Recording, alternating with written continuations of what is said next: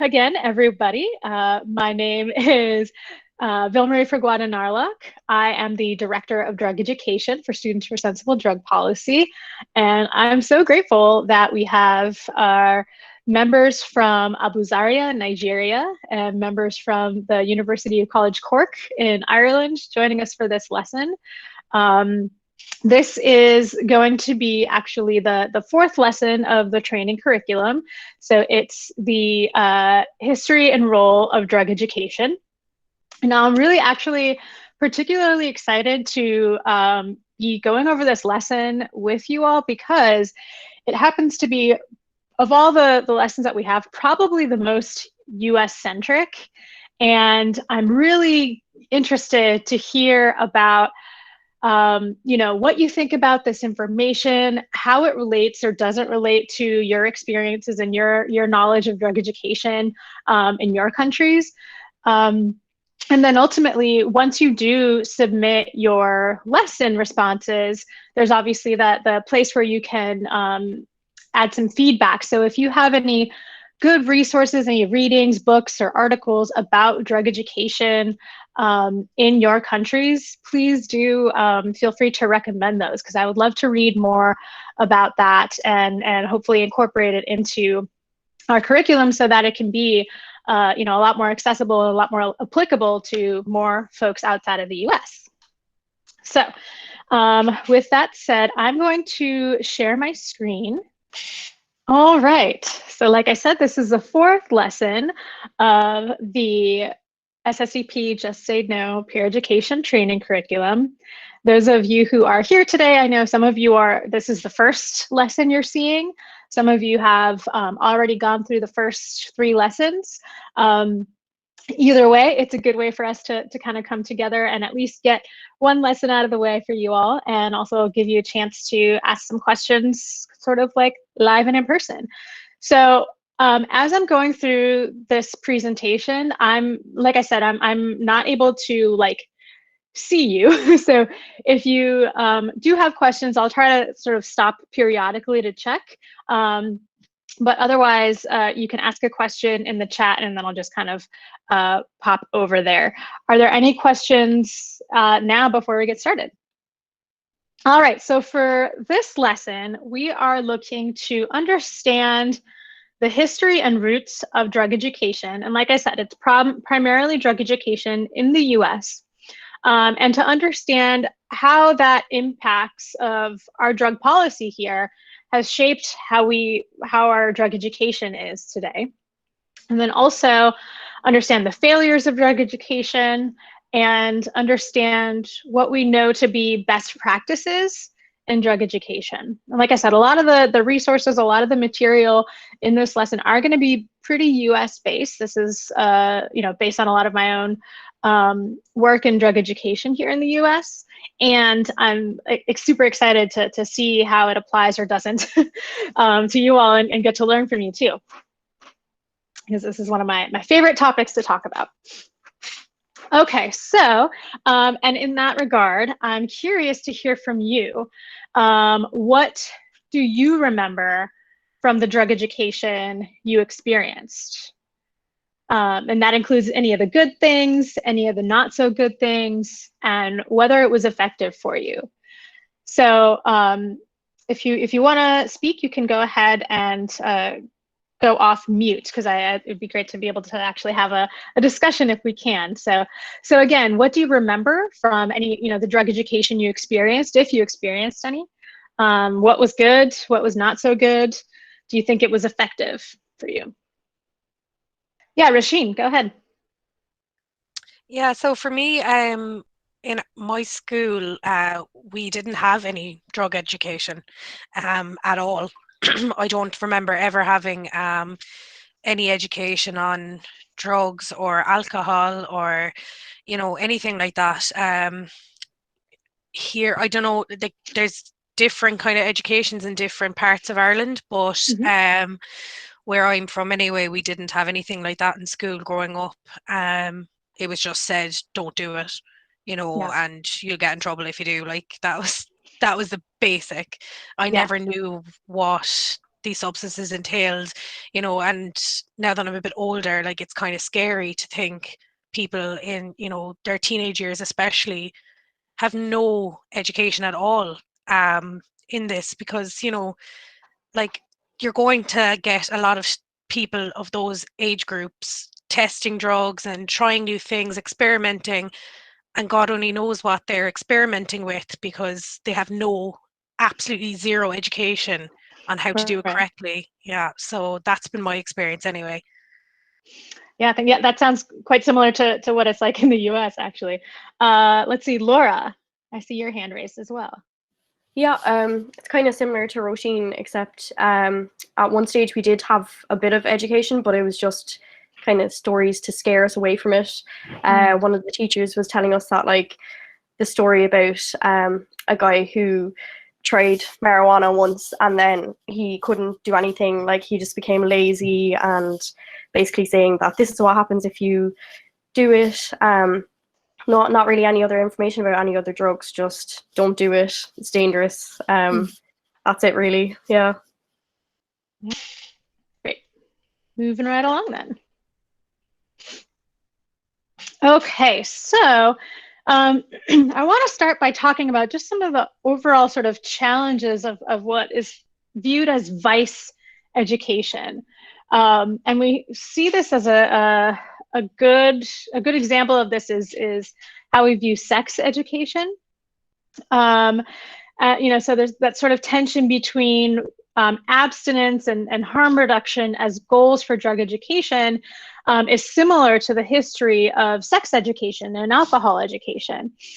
So sex education, at least in the US, was spawned through a few different sort of public health viewpoints being combined with sort of the moral view or moral regulation.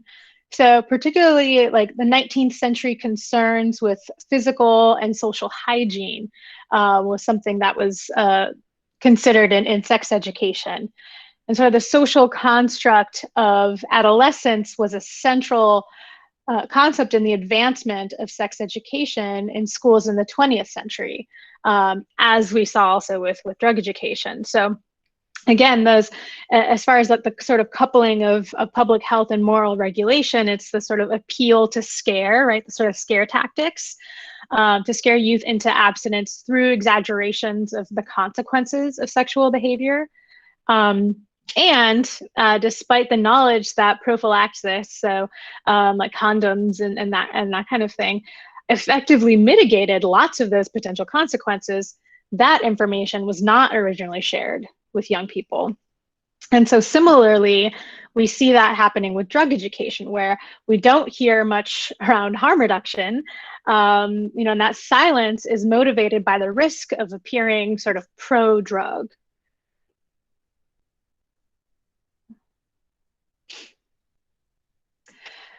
And this concept of educational progressivism, it's sort of learning in accordance with quote unquote natural development principles, so including real world experiences and knowledge gained by doing, which tends to be more memorable. And that sort of poses a dilemma for education about sexuality and drugs. Because on the one hand, progressivist principles sort of demand engaging students in firsthand experiences with the topic. But on the other hand, providing those sorts of experiences with sex or with drugs is regarded as morally reprehensible. So teachers that are charged are responsible for delivering these lessons, these didactic lessons about sex or drugs, are sort of like at odds with the underlying philosophy guiding our educational system, guiding most of what they do as teachers. So that's sort of, you know, their praxis, their process of teaching can't be done in the same way when we're talking about these sort of controversial subjects. And so we sort of get into then modern sex education. It's still controversial in more conservative areas, at least in the US, but it has evolved a little bit. Some more secular approaches include scientific information, usually delivered in an interactive and discussion-based format. And generally, we have more credible and sensitive facilitators. So some of the academic research that's generating what we know about this now is less bound by sort of the ideological constraints that emphasize that abstinence-only approach and the sort of more rigid heterosexual normities that have been directing sex education and the research about sex education in the past. So now there's a lot more curiosity, honesty, and inquiry allowed in the classroom. That's really encouraged without any sort of judgments. And abstinence is promoted as a safe and healthy option without being imposed as the norm from which any sort of deviance is deemed like problematic. So rather, educators assume that the students either are already sexually active or will be engaging in some type of sexual behavior at some point in the future. So both the rights and responsibilities around sexual behaviors are emphasized, right? So students are taught how to protect themselves from harm by, using condoms and things like that. However, the changes in sex education in the 20th century have not been matched in other educational domains. So we don't necessarily see this in drug education. That open, honest, sort of curious inquiry isn't really encouraged. And teaching young people how to stay safe, even though we know that they're using drugs, is also not encouraged. So that harm reduction piece isn't encouraged. So drug education hasn't quite caught up with modern day sex education. So Ireland is a Catholic country, so even though we are becoming more open to sex education, it's still been a very long process and still has a long way to go, sure. Maimuna in Nigeria says the same. The topics aren't really discussed, yeah. And certainly in the US too, there are, there's certain areas anyway, less progressive areas, more sort of areas that are more sort of religiously driven, I guess, that still have similar views and still approach sex education in the same way. In private schools, for example, that are primarily religiously affiliated, they don't talk about sex education in this sort of modern sex education way that we're seeing in more public, progressive areas. So I want to get into the history of drug education again in the US. So in the 19th century, we have the Women's Christian Temperance Union, and they saw schools as a way to further their anti-alcohol agenda. So at the time, the effects of alcohol consumption, its legality, and women's suffrage were all issues that were sort of conflated by activists, moral entrepreneurs, who blamed drinking for a lot of our contemporary problems at the time, including the exclusion of women from political life. And so as part of its activities, the Women's Christian Temperance Union, the WCTU, prepared and endorsed classroom resource materials under the names Scientific Temperance Instruction, which was spread, quite widely throughout North America. So they really, like I said, they saw the schools as a great opportunity to sort of spread that message. It wasn't just alcohol. They also condemned tobacco, opium, and any other drug use. So abstinence from all mind-altering substances was the message from them. But they didn't last very long. They sort of failed to sustain themselves. They tapered off by the 1920s. And then in 1926, we saw the World Conference on Narcotic Education, which happened in the US. And that brought together experts from around the world to discuss how to address what they considered a crisis of drug addiction and crime. And in the 1930s, cinema, film, was used to communicate the evils of drugs. So you might be familiar with the film Reefer Madness, for example. It's a good example of exactly that kind of propaganda that they were using to communicate those evils of drugs. Hopefully this video will work. This is just the trailer. These high school boys the local soda fountain. Innocently they dance, innocent of a new and deadly menace lurking behind closed doors. Marijuana, the burning weed with its roots in hell. In this film, you will see the ease with which this vicious plant can be grown in your neighbor's yard, rolled into harmless-looking cigarettes, hidden in an innocent shoe or watch case. If you want a good smoke, try one of these. You will meet Bill, who once took pride in his strong will as he takes the first step toward enslavement. Of course, if you're afraid.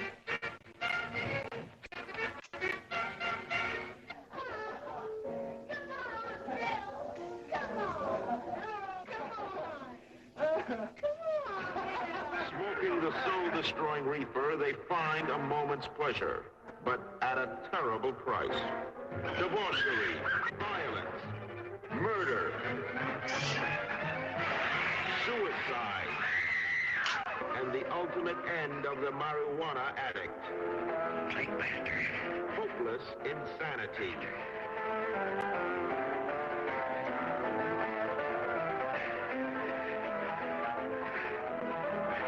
See this important film now, before it is too late.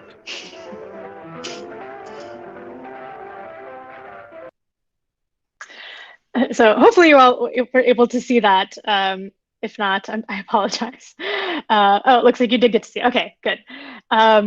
So this was just the trailer, just a snippet of this film. And I think I watch it and I laugh because it feels a little silly, but this was like legit at the time. This was a serious issue. So that's the kind of, that's sort of the way that they were getting this education out there. And so moving further on into the 50s and 60s, there was a really relatively little education about drugs other than alcohol. Although the WCTU sort of fizzled out, that legacy, that influence kind of continued even through the mid-20th century, which was really a total abstinence approach to alcohol. Though that was challenged when support of sort of the disease model of alcoholism grew. And that's, basically, showing that only some people are at risk for addiction, and most can use alcohol safely and moderately. And so then educators started to embrace that stance, and then even corporations who profit off alcohol sales, approved that message.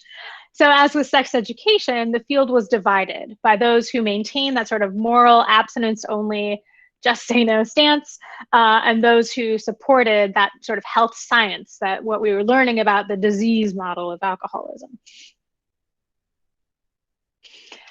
And by the 1960s, there was a rise in youth drug use that led to the resurgence of the need to, again, scare people away from using drugs. Science and new social attitudes made it harder to continue the distinction between alcohol and drugs. And in the past few decades, various prevention programs and public awareness campaigns were developed. None really had any good success in their goals of reducing the prevalence of drug use among youth. Most popular approaches are ineffective, and effective approaches are politically impossible because, again, that sort of goes against that moral abstinence only model. And abstinence as a goal continues to overwhelm drug education programs even now. So these changing attitudes about drugs, including sort of increased cross-cultural and historical awareness of human drug use and the sort of postmodern sensibilities of tolerance, made it even more difficult to uphold that sort of arbitrary distinction between alcohol and drugs, like I said. It's been defined more through past legal and policy issues than through any sort of scientific or public health considerations. And, in the 20th century, in both Western medicine and Western popular culture, alcohol and tobacco sort of split off from other drugs. And we still see that today, right?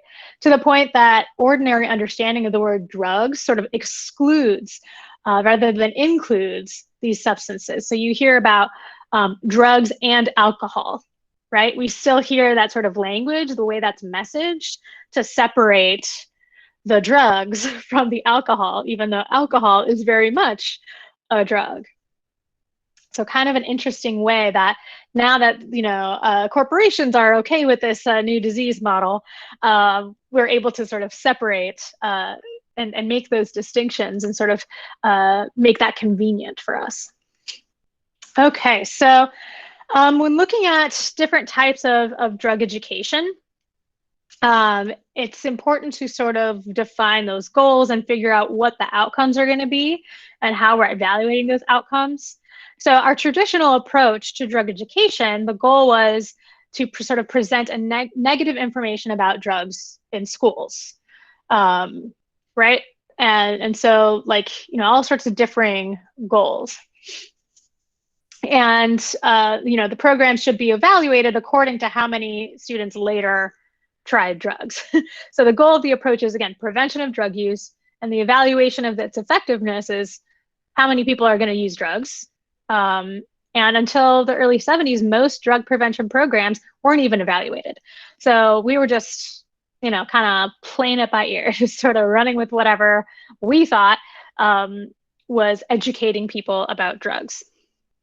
And so that wasn't really any consideration to evaluate whether they were actually effective. There's different types of prevention, and this is sort of the public health model.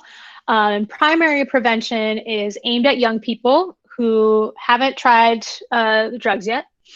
And the idea there, the sort of intervention there, is that you might encourage abstinence, but that also might arouse curiosity.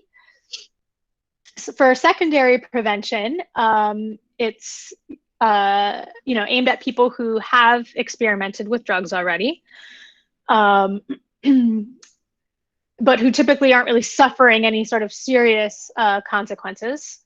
The typical goals is prevention of the use of other more dangerous drugs or using more sort of dangerously. So for example, colleges encouraging the responsible use of alcohol. And then tertiary prevention, that's aimed at people who've maybe been through substance use treatment, so they might have a problematic relationship with a drug, or who stopped using on their own.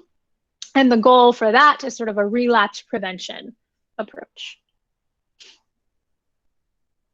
And then we also have this sort of the Institute of Medicine's Continuum of Care model. So it's kind of similar, but the efforts are more categorized based on the population that you're trying to target. So universal prevention, this includes that sort of primary prevention and treatment and maintenance. So that's the entire population. And this is like a more of a community-based drug education program, or a school-based drug education where everyone is getting the same information. And then there is selective prevention. So that's more appropriate for high-risk groups within a population. So for example, students who are doing poorly in school, or maybe they're caught for drugs or something like this. And then there's indicated prevention, and that's folks who show signs of developing problems with drugs. So maybe someone arrested for driving under the influence of alcohol, for example. So you can kind of see how the intervention might be different based on who it is that is the target population for that information. And then there is, the knowledge, attitudes, and behavior model. And so these are early prevention programs, typically involving presentations by people like police or people who were former drug users or pharmacologists, and it's followed by sort of knowledge, attitudes, behavior model. They often use a lot of sort of scare tactics and some pharmacological information. So the approach assumes that increasing student knowledge about drugs would change their attitudes and that these changed attitudes would be reflected in decreased drug-using behaviors.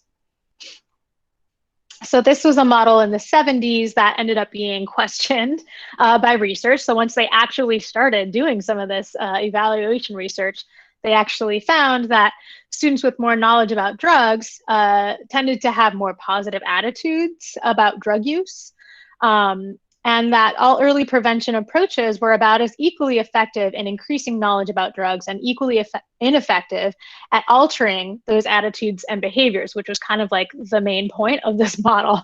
So the concerns arose that the drug education programs were actually maybe teaching students about drugs that they otherwise wouldn't have been exposed to.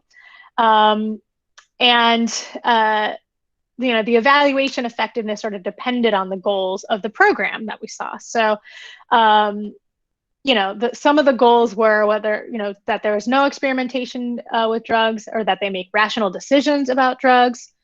So some of the early research showed that, that drug prevention education might have made students more likely to experiment with drugs, but less likely to develop abuse problems or misuse problems when compared to a control group. So in the 70s, the goal was to teach students to make rational decisions, with then the overarching goal being reducing overall harm produced by misuse of drugs. So this is where, I'm not sure if you're familiar with the DARE program in the US. I'll talk about that in a minute. But this is sort of the kind of program that it is.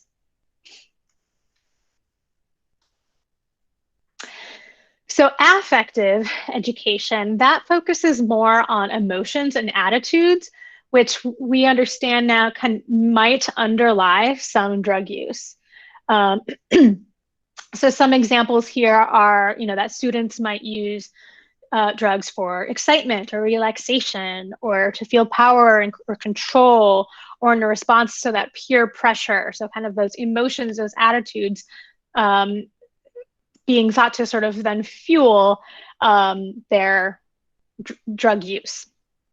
And so the idea is that perhaps drug use might be reduced by helping children to know and express their feelings, to achieve altered emotional states in other ways without drugs, and to feel valued and accepted.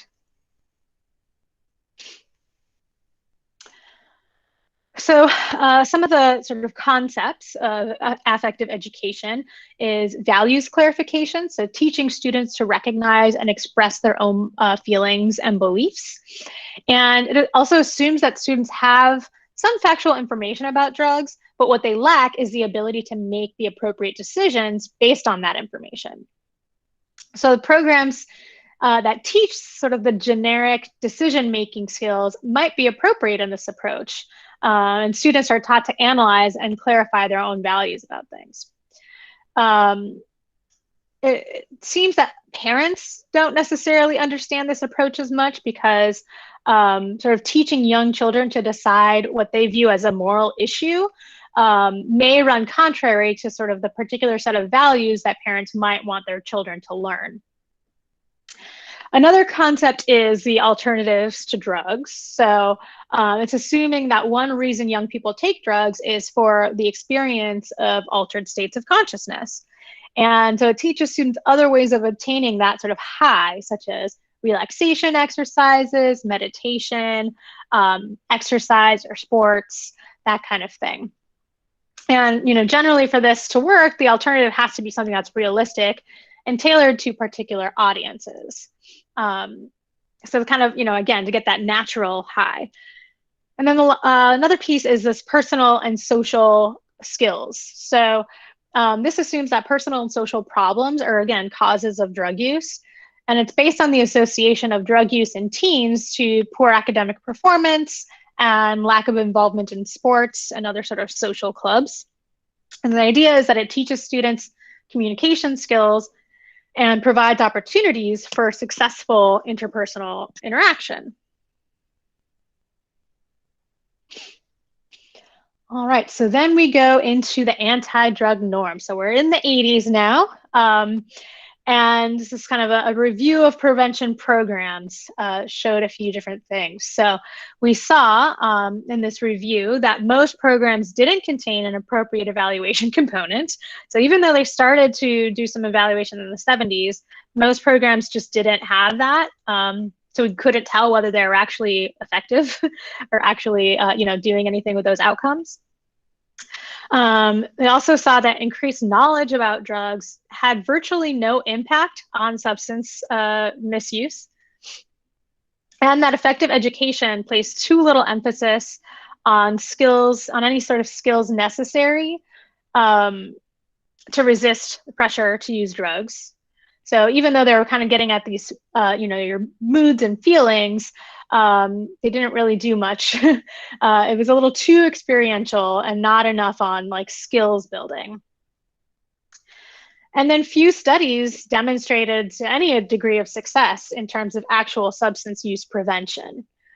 So then, in response to these criticisms, there were two new approaches that were developed: refusal skills and the drug-free schools. So refusal skills, again, to try to make up for the lack of skills building in the previous types of prevention programs, focused on teaching students to respond to peer pressure to use drugs. So this is where we get the just say no, which our program is the sort of antithesis to just say no as in knowledge. And we get the, so essentially it's, programs that are developed with a focus on teaching students to recognize and respond to that peer pressure to use drugs. And those skills and pressure resistance are taught in sort of the broader context of self-assertion and social skills training. So a typical program might involve showing a film demonstrating effective ways of responding, followed by a discussion and sort of role playing with the techniques presented in the film. So this is something that I remember from my drug education. Also in that DARE program that we had to do, we watched a film and we did role plays. We like created skits and plays of our own, demonstrating and showing how we would just say no to someone offering us drugs. And it seemed that the approach was effective in reducing cigarette smoking among adolescents. And so then they adapted it for other drugs and behaviors. And then we have the Drug-Free Schools Act. So in 1986, the federal government began providing direct aid, direct funding for drug prevention in the US. So that went to local school districts to implement or enhance their drug education, drug prevention, I should say, activities. So the Department of Education published some recommendations for school policies designed to point out through examples and sort of official policy that the school and the community were opposed to drug and alcohol use by minors. So policies such as locker searches, ban of tobacco use on school grounds, things like that. So the goal was to make clear that school, the community, society do not condone drug use or underage alcohol use. So this is sort of part of a more general education trend toward teaching generally accepted values rather than the more sort of value-free approach that was taken in the 70s. And then we have the social influence model. And this is a prevention model that was adopted from the more successful sort of smoking prevention programs directed at adolescents. So a large enough proportion of adolescents smoke. So that was something that was measurable. It was a measurable behavior change was possible. And the health consequences of smoking are so clear that there's consensus that preventing smoking is, a pretty appropriate goal here. And so that's why that was something that was, more effective. It was easier to measure because enough young people were actually smoking. And we have enough research on the health consequences of smoking tobacco or nicotine, cigarettes primarily, that we're able to, understand that preventing that use is a good goal. And then so the social influence model contains a few different elements. The first is training and refusal skills. So again, those like just say no skills. So demonstrating the kinds of social pressures that peers might use to encourage smoking, and then modeling a variety of appropriate responses. So you sort of see how these pieces are sort of coming together in these newer models.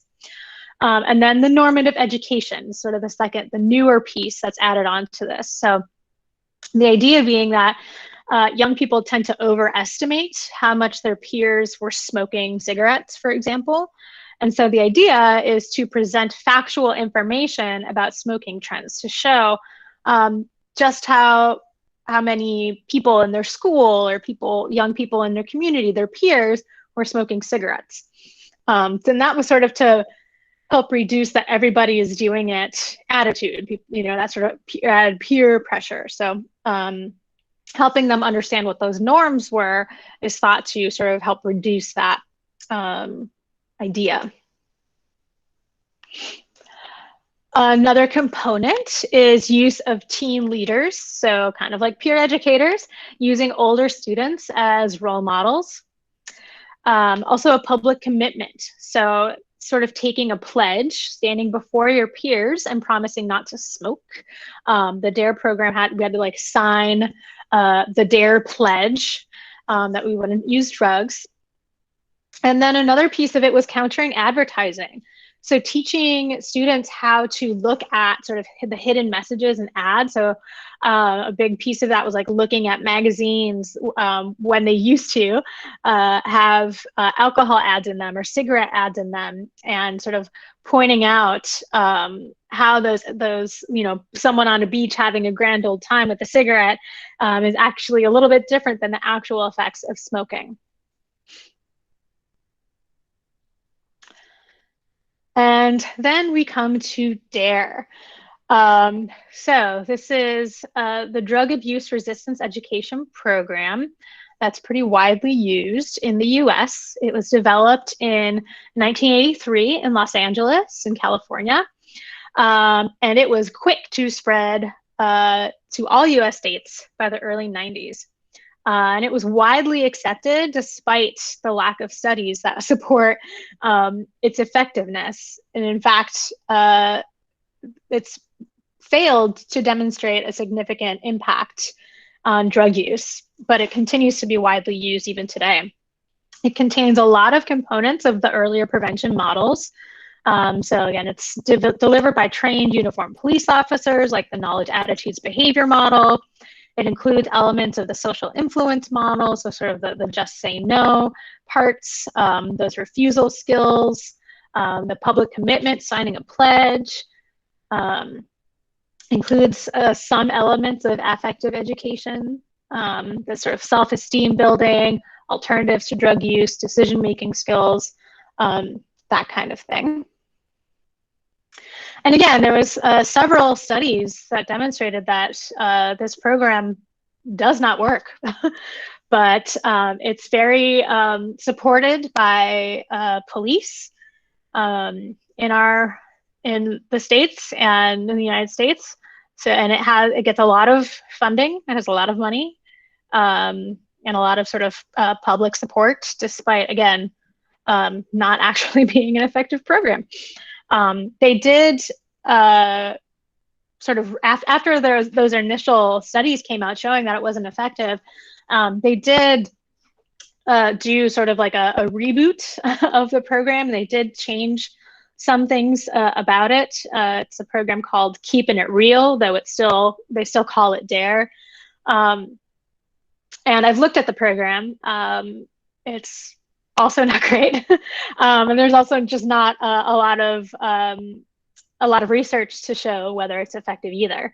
But again, still sort of in every community, you can probably find at least one DARE officer. So yeah, getting into the studies, there were two in 1984 that saw that the program was effective in increasing self-esteem, though there was no evidence for long-term reduction in drug use. There was some increased knowledge about drug use and social skills, but the effects on actual drug use were marginal. And in 2004, there was a review of some of the earlier studies showing that the program effect is super small and not statistically significant. So again, just any other data on the effectiveness are, we haven't seen anything necessarily that shows that the new version of the program is any more effective than this version. So there are some programs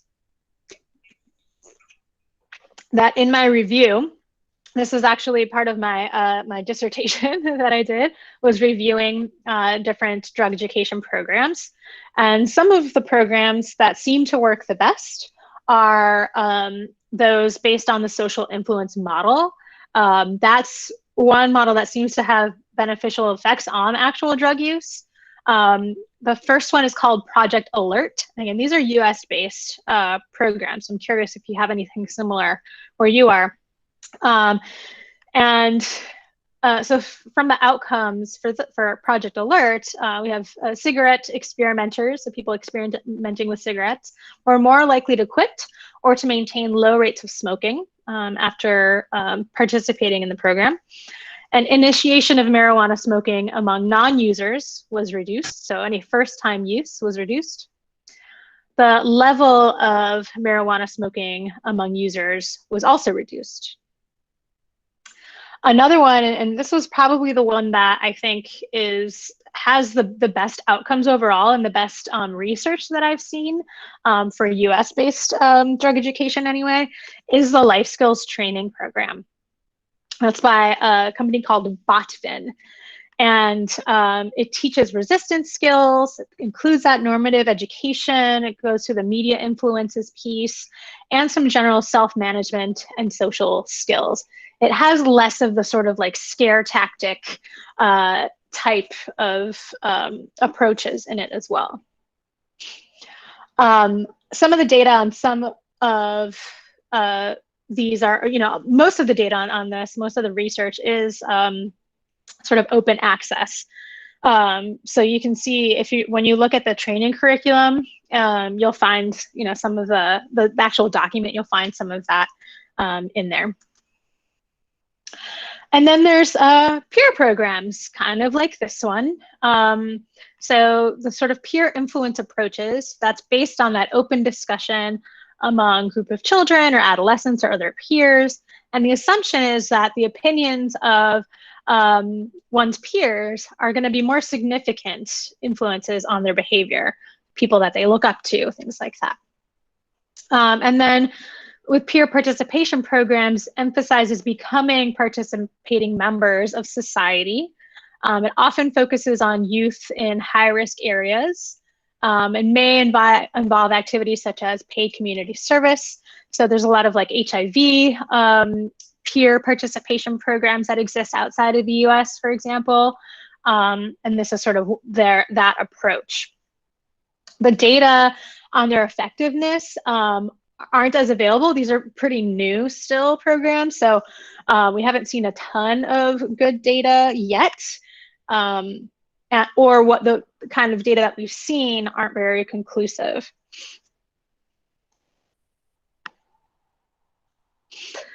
And then there's parent and family programs. That includes informational programs. So that's providing information about alcohol and other drugs and their use and effects to parents and to family members. And the idea behind that is that well-informed parents that know more about the drugs, they can help teach their children those appropriate attitudes, and they can help recognize any potential problems in their children. And then there's the family interaction approaches. And this is where families sort of work as a unit together to sort of examine, to discuss, and to confront issues relating to drug use in their family. And the idea is that the programs can improve communication and also strengthen knowledge and skills around drug use. And so those parenting skills programs that focus on communication, decision-making, setting goals and limits, and when and how to say no to a child. And there's also parent support groups, and those are sort of adjuncts in addition to some skills training or planning community efforts that also exist.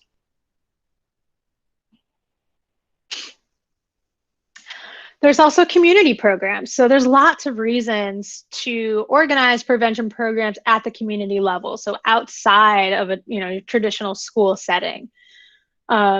So the coordinated approach at different levels can have a greater impact. So maybe you have a program in the school that the young people are getting, and then there's a program maybe that's connected to it, right? That's outward toward the community at a different level, so that more people are sort of getting access to this kind of information and education. But drug education and prevention can be kind of a controversial topic for communities. So programs that involve many community groups, so organizations working together, tend to receive more widespread community support. So being able to get like a coalition together about drug education and addressing drug use in your community in a way that like multiple members, multiple stakeholders of the community agree to, is going to be much more effective and get much more support in the community. They can also involve a whole bunch of different resources like local businesses. They can involve the media. So there's a program called Communities Mobilizing for Change on Alcohol. That's a similar thing. They work with like local bars to sort of enforce ID checking and things like that. Just again, it's sort of like the community looking out for each other on this issue. Looking toward approaches to drug control.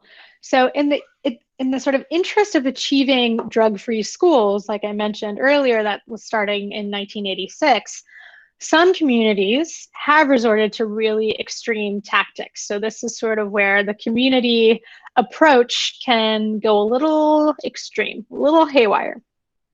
So things like drug sniffing police dogs, urine testing students, drug testing students, perpetuating drug war propaganda and rhetoric in academic curricula, and denying students the right to talk about alternatives to current drug policies and prevention approaches.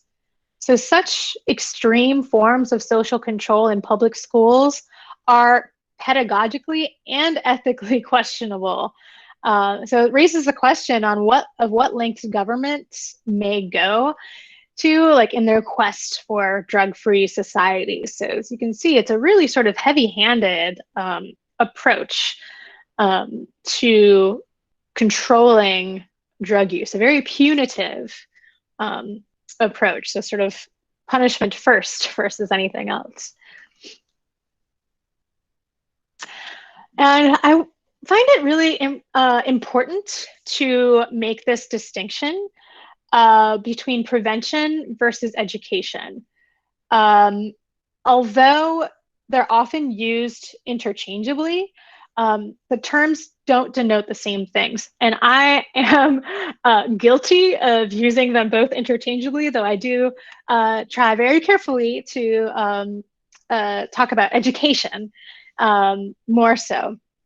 Prevention is kind of based in that ideology of social control and sort of public health disease prevention. So a lot of the language, a lot of the terminology that prevention carries sort of that assumption about the pathologic or pathogenic nature of drugs. So it talks about young people being at risk, right, which is a common sort of disease prevention kind of terminology. So terms such as etiology of drug use, primary and secondary prevention, inoculating children against use, treatment for those who choose to not say no.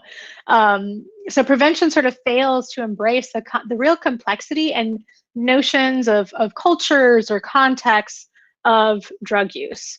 So I try to focus on education, right, which isn't necessarily based in like a disease model, but rather sort of more complex, and considers various aspects of the nature and the attitudes, sort of cultural awareness, and history of drug use. And so that's part of why this training curriculum has all of these different topics in it, is because it is an education program versus a prevention program. All right, so we're wanting to get then into what youth want.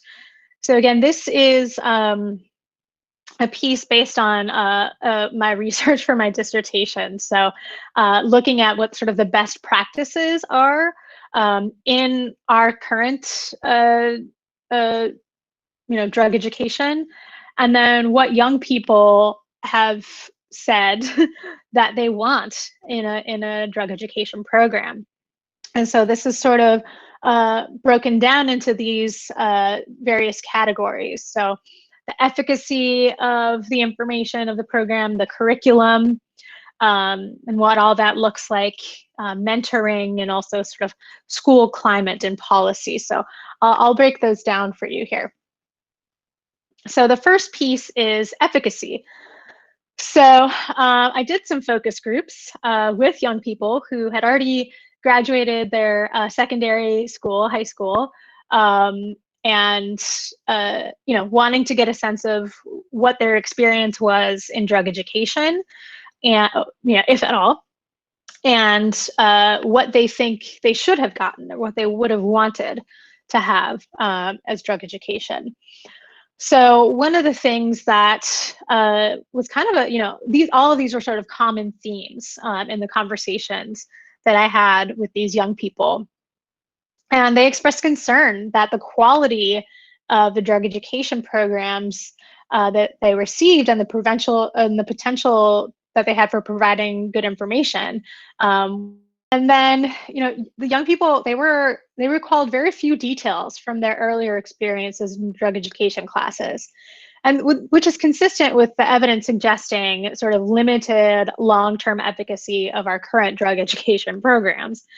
A lot of folks remember that sort of the takeaway message was just don't use drugs, but they really couldn't recall any other components of the program. A lot of people talked about the DARE program, which is, like I said, is pretty ubiquitous in the US, and another program that's called Red Ribbon Week that did not give them really any information or tools that they needed to make healthy choices about drug use. And in the research evaluating the DARE program, like I said, found that the smallest effect size for that program was actually the prevention of drug use. So the thing that showed the least amount of change was drug use for that program. And a big sort of element of this discussion on efficacy that we had is whether young people are prepared to make healthy choices following any sort of involvement in this kind of prevention. So their view was that drug education can't be considered effective if young people aren't actually equipped with the information and the skills that they need to prevent problematic behaviors or problematic drug use. And so these are just some of the quotes from those study participants. So one of them said, "I vaguely remember drug education in elementary school. It was pretty much just saying how bad drugs were. It didn't include any other information about what drugs did." And I feel like that sounds just like what you guys were sharing with me earlier, some of you folks in Ireland, right? And then so getting into the curriculum piece, so youth wanted content to be more applicable to their lives. They wanted it to be up to date, so up to date information that encompassed all of the drugs that might be available to them in their community. They also didn't want slogans or sound bites. And I feel like this is a really important piece because we still see a lot of sort of public service ad type of education, at least around the US, with those like slogans and sound bites, kind of like just say no. Young people want comprehensive information and sources that address sort of the full range of the drug use experience, from prevention and abstinence to risk reduction and recovery from substance use disorder. So again, that's why we include all of that kind of information in this training curriculum, is because it's something that, I found that young people really want to know sort of the spectrum and understand the spectrum of drug use. So they want to know like what a drug is and how people take it, why someone might want to use a drug, what it can do to our body and mind, how that use might cause short-term and long-term health or social, emotional, legal problems for the person, steps for reducing risks should someone be using, and how to help or how to get help when use becomes a problem. And this is a big one that I heard over and over again, was that, so many young people had friends or loved ones that they, were interacting with that either were using drugs or had a substance use disorder, but they didn't have any idea how to actually support them or get help for them. And additionally, young people want to learn how to recognize problematic substance use in themselves and others, and how to recognize and respond to a medical emergency like an overdose that may occur when someone they love is using.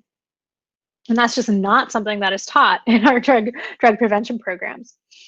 Youth also wanted to be able to talk about options for keeping themselves safe if they're in a situation where someone else has been using. So they want to know what options they have if someone's been drinking and wants to drive them home. So like, what can they do in that scenario? And then the delivery piece. They wanted drug education programs that allowed them to really engage with the material they were presented. They don't want to simply be told to not do it. They want to be able to take part in conversations about substance use to better integrate the information into their own lives. They also wanted like a lot of engaging, so lots of different variety of methods and sources. So again, that's why I include like video, books, audio, all these different types of resources in our training curriculum, so you all have all these different variety of ways to engage your peers in learning about this stuff. And another quote here. I think they should just tell the truth. Don't exaggerate, don't beat around the bush, just tell the truth. And another quote pretty much just gave us just say no to drug stickers. I remember the shirts we got too. And then basically we were considered educated and we were on our own way. So this is another common thing that like the DARE program and like the Red Ribbon Week programs tend to do, is that you get a little sticker that says DARE or just say no, or a pencil or something like that, and like that's all. That's all you get. That's the extent of the education, which I think we can all recognize isn't very effective. So with regard to the curriculum, getting more into that, they desired programming that was available at different stages in their life.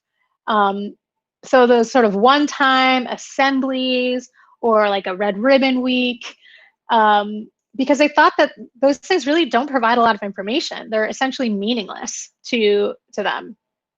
They want, so starting early on in like elementary, primary school and continuing on through high school and beyond, things that are developmentally appropriate. They want authentic educators who approach them with understanding and respect. They want that person to be someone who has a broad knowledge of substance use issues and to articulate the information in an unbiased manner with a non-judgmental approach. And that's really a lot to ask of our school teachers. So that's one sort of potential barrier in drug education, is that there's just not the resources to kind of do it the way that it should be done. And then young people also want opportunities to engage with people that have experienced substance use disorder, in their history, in their past, and also professionals, experts in the field that work in health or mental health facilities, so they can sort of get, again, that variety of input, variety of viewpoints from experts in the field, rather than their English teacher or whatever. Not to say that the English teacher isn't a brilliant person who might know this information, but again, that's not really their job. So being able to provide some resources to you so that we can have educators, have instructors that can sort of fill that need is important. So again, another comment from one of those participants: we should be starting in kindergarten. Keep it very real, age appropriate. The earlier, the better. And I'd rather hear from someone who has had the personal experience. Someone that says, I've done this, I can relate to that, rather than someone who just read it out of a book. Like, I can read a book. And then mentoring, which brings us to the Just Say No program, right? The participants expressed a lot of eagerness to discuss the information they were learning or their own personal experiences with mentors. They wanted opportunities to discuss their concerns and personal issues with a confidential and non-judgmental adult or peer. And so this person says, I think that maybe the right senior, so if you're like a freshman, right? So the right senior could talk to the freshman, can talk about what they saw, make it real casual. They're around the same age, been through the same thing. I think it would be nice and would actually be really helpful. That kind of getting into that sort of peer mentor a little bit model. I also looked at school climate. So, a prevention or an education program doesn't mean a whole lot if the school policy is not not aligned with it, right? So punitive school climates have the potential to restrict the openness and the sharing necessary to create an effective learning environment.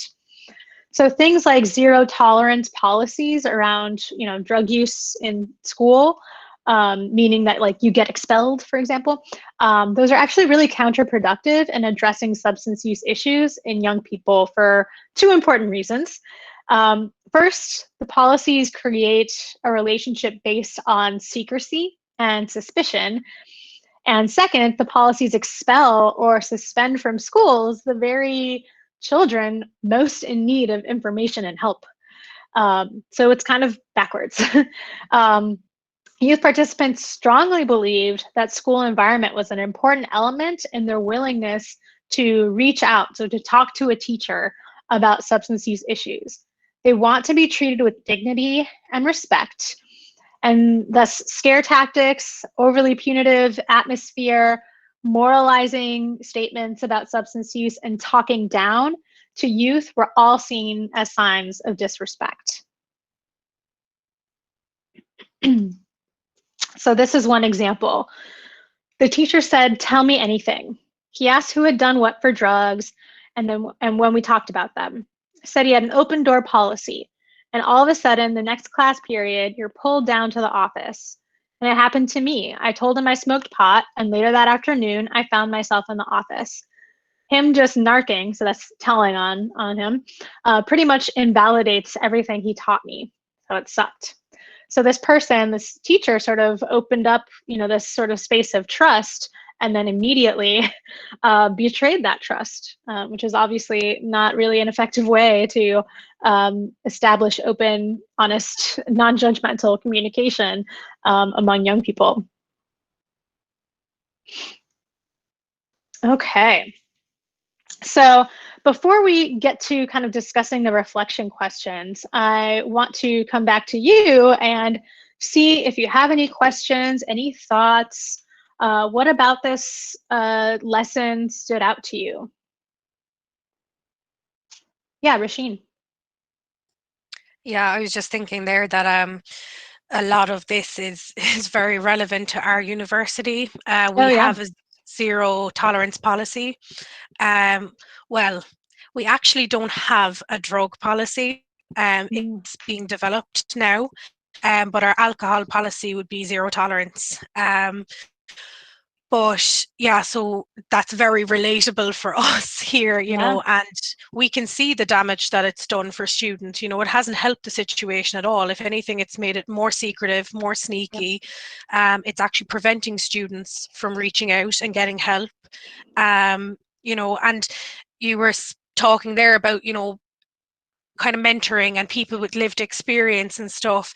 If you go to an NA or an AA meeting or any kind of addiction meetings, they're all based with people that, you know, everyone there has had personal lived experience.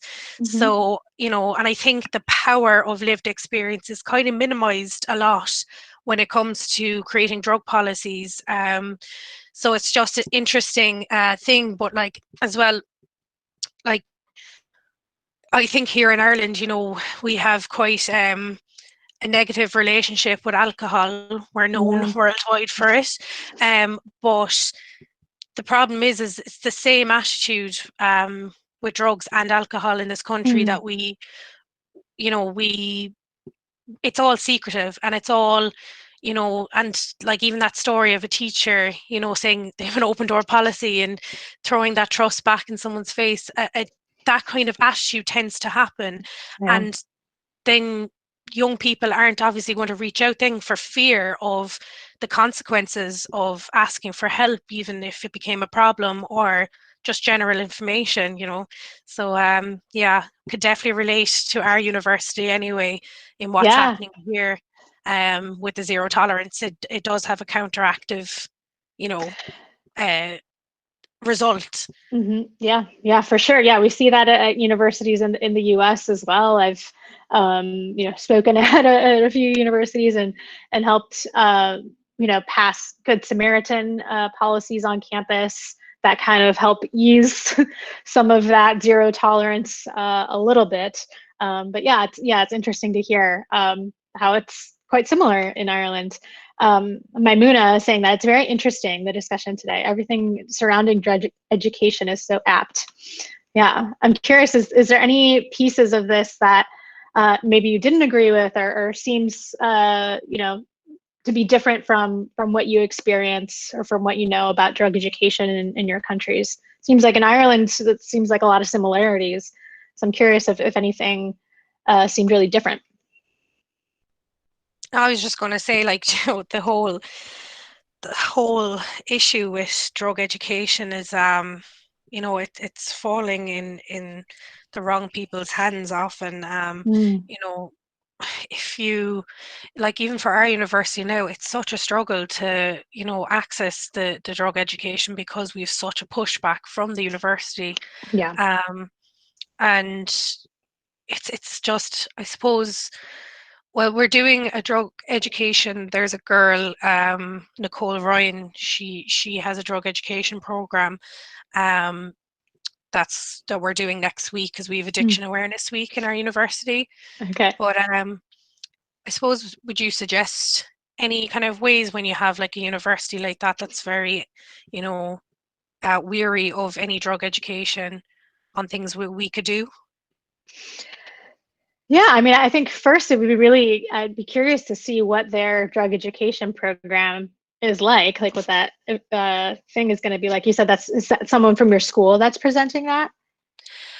Like an admin? Basically, she was a student in another college in Ireland, and I see. she had she had a brother who was in, I believe, it was either another college in Cork or UCC. I'm not too sure, but her brother actually passed away because Mm, of a bad batch of drugs there in wow. 2015, I believe it was.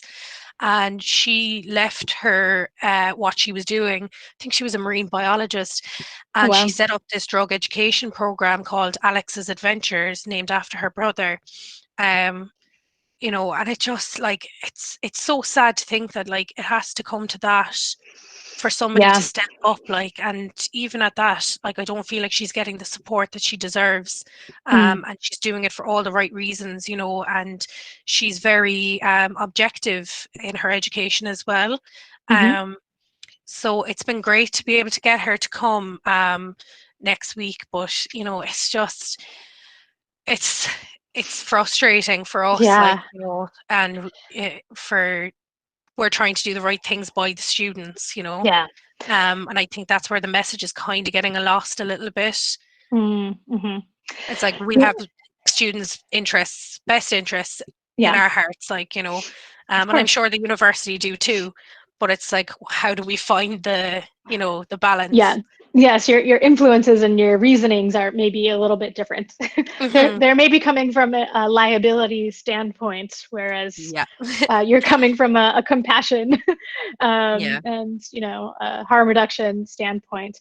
I mean, I think having this person come to your school is a good first step, right? It seems sort of like she's a happy medium. It's hard for them to deny her because she has this experience, and I wouldn't be surprised if maybe there was a lawsuit that is allowing for this program to exist. That was the case uh, in a few, unfortunately, a few universities in the U.S. And one in particular here in Illinois, where I am, where a young person died as a result of an alcohol overdose, and the family sued the school.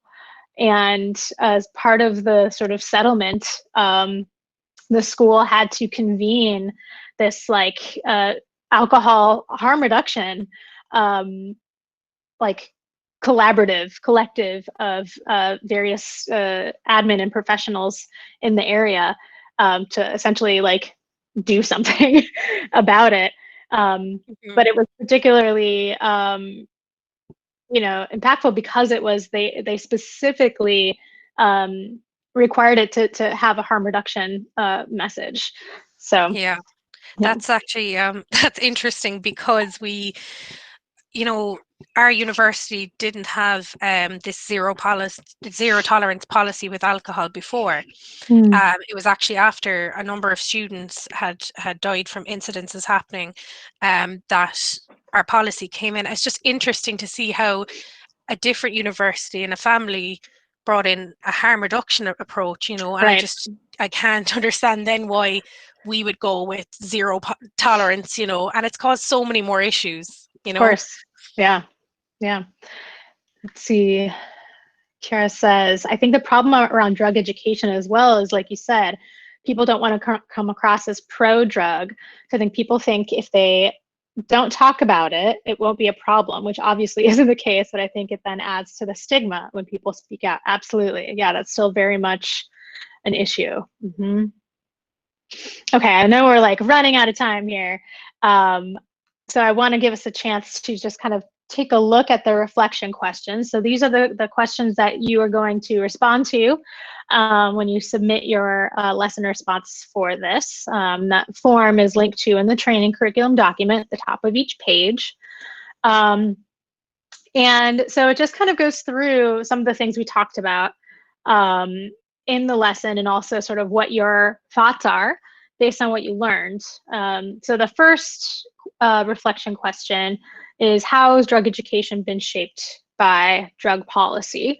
The next one is, what are the strengths or best practices and limits of drug education as we currently know it? So looking at the different types of models and things like that. That's what you'll be looking at for this question. And then the last two questions are sort of more your own sort of critical thinking skills. So less directly from the resources, but more sort of like based on what you know now that you've gone through this lesson, how can our peer education program sort of play to the strengths of drug education? So what best practices would you want to see in a program based on what you heard about today? And the last one is, how can we make up for the weaknesses or failures of common drug education programming? So what sorts of things would we want to consider? for that based on what you learned. So yeah, I'm realizing we're out of time, but I do want to leave just a little space for additional questions, or if you have any thoughts about these reflections before we wrap up today. Amazing, because you've been talking like you are in Nigeria, exactly what is happening over here. Like you hardly get any.